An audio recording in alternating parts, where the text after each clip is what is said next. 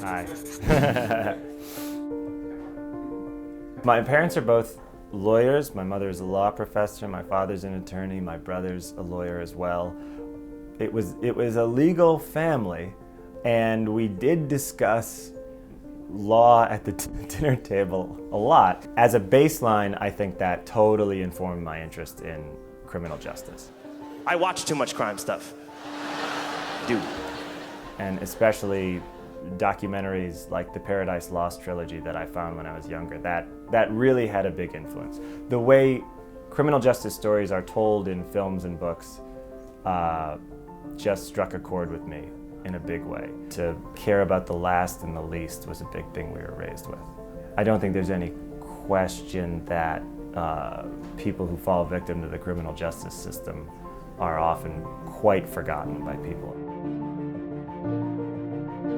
Comedy can be a way of subverting sort of standard ways of thinking in any realm, be it just like day-to-day life, be it social issues, be it political issues. So to that end, looking at things like a comedian falls in line with looking at things the way an activist might. That doesn't mean your comedy always sounds or feels like activism, but there's something powerful about looking at what a lot of people are doing and go, I don't think you're doing that right. That definitely influences other parts of life.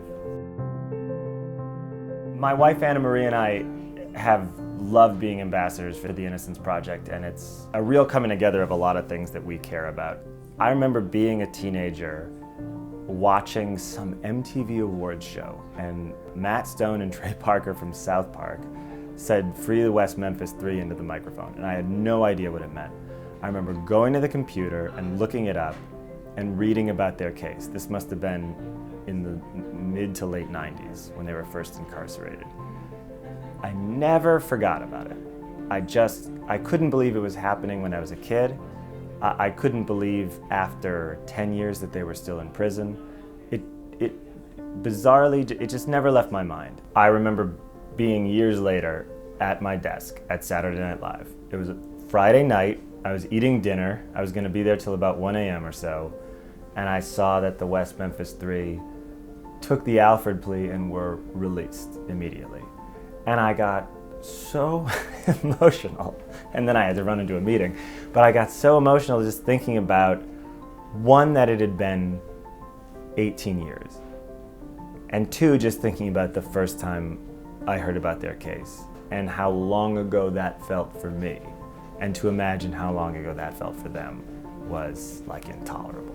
A few years ago, we went to see West of Memphis, the film that was made with Damien Eccles' participation about the West Memphis 3. When we got to meet Damien Eccles after the film screening, he told my wife and I about the Innocence Project. I had obviously heard of it before, but he just thought that was, the best group to focus on if we wanted to do a fundraiser.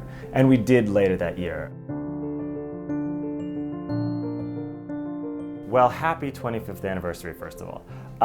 It's an honor for my wife and I to work with the Innocence Project, and if we had any goals, they'd be pretty simple. Remind people constantly about the Innocence Project.